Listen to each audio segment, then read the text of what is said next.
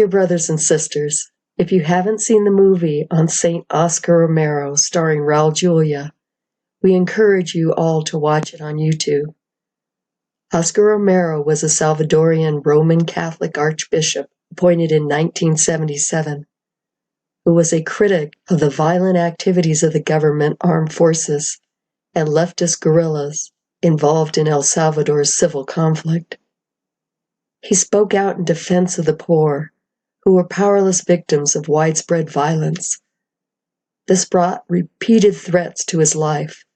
In the face of those threats, Romero declared his readiness to sacrifice his life for the redemption and resurrection of El Salvador.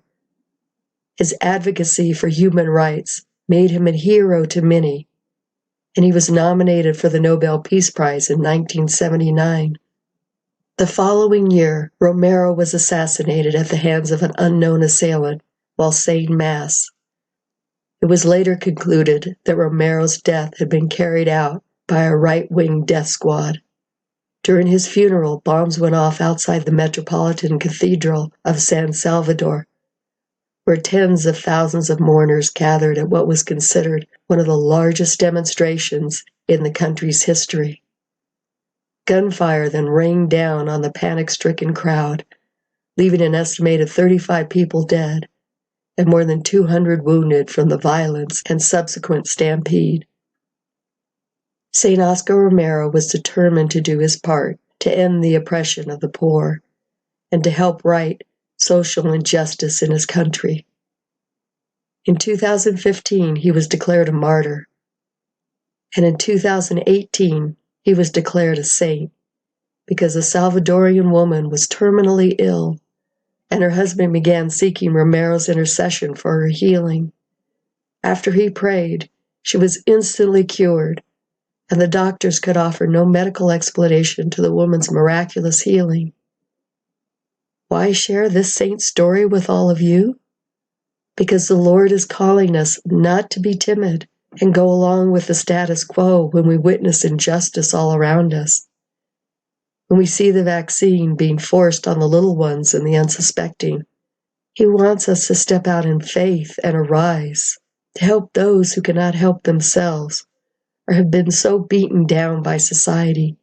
They need us to be their voices, their advocates, and to fight for them, to bring to light the consequences of agreements that seem on the surface a good deal, but is in reality a binding service agreement for life that is lining the pockets of those involved in nefarious activities and furthers criminal operations.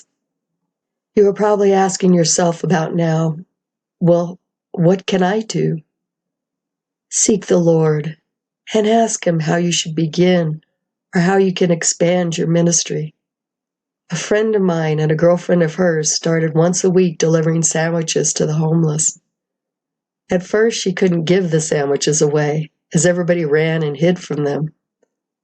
So they would sing gospel songs and eat one of the sandwiches and leave the rest on a large rock where she knew some of the homeless in the area slept.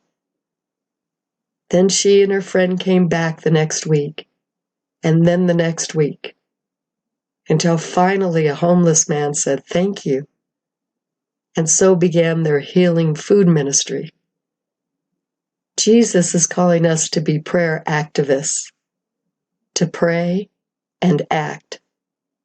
If you can't leave your homes, then you could travel to those in need in the Spirit, any time of the day or night, as we are all called to be ministers, to be healers, and to become doctors of His church.